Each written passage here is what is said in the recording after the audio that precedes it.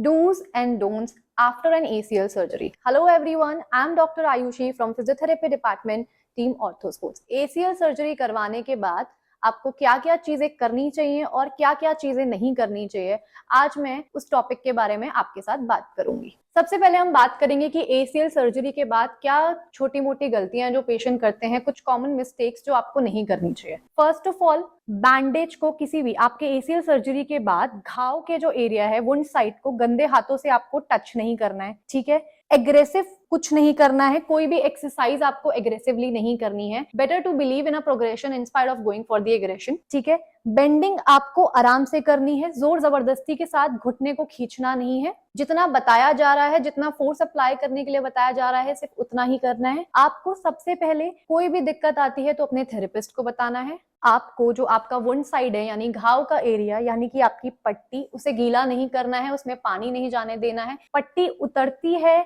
या फिर पट्टी के आसपास आपको लगता है कि गंदगी हो रही है, या पट्टी पे स्पॉटिंग होती है, या पट्टी पे आपको ऐसा लगता है कि अंदर से कुछ आ रहा है, तो आपको पट्टी बदलवानी है। अपने कंसल्टेंट फिजियोथेरेपिस्ट या डॉक्टर की सजेशन के बिना आपको कुछ भी नहीं करना है, कोई स्ट्रेनस एक्टिविटी नहीं करनी है। फुल रेंज ऑफ मोशन यानी कि घुटना पूरा आपको नहीं मोड़ना है जब तक आपका थेरेपिस्ट आपको उस चीज के लिए गाइड ना करे। अब क्या क्या चीजें हैं जो ACL सर्जरी के बाद रिहैब में आप इनिशियल डेज में याद रख सकते हैं, जो कि सही है। कुछ चीजें हैं जिनका आपको खासकर ध्यान रखना है।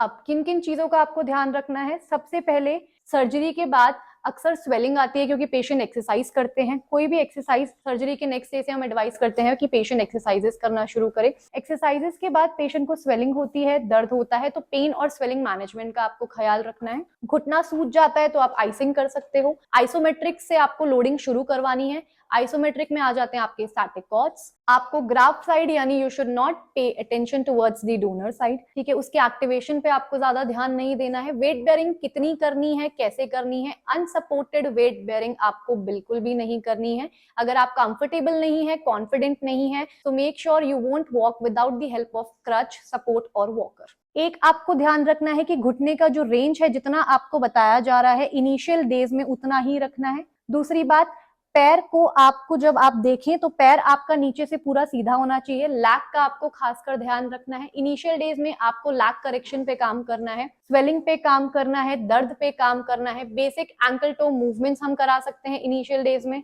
Last but not the least, most important thing, discuss your pain, your concern, any kind of discomfort you are having while doing exercises after your ACL surgery openly, honestly with your consultant doctor or physiotherapist. So ये कुछ key points थे जो आपको surgery के बाद ध्यान में रखने होते हैं, और कुछ चीजें जो आपको सर्जरी के बाद नहीं करनी होती है। इससे ज्यादा और जानकारी जानने के लिए नीचे दिए गए नंबर पे व्हाट्सएप करें। We'll be happy to help you out. Thank you so much, Team Ortho Sports. Ortho sports, injury के साथ भी, इंजरी के बाद भी।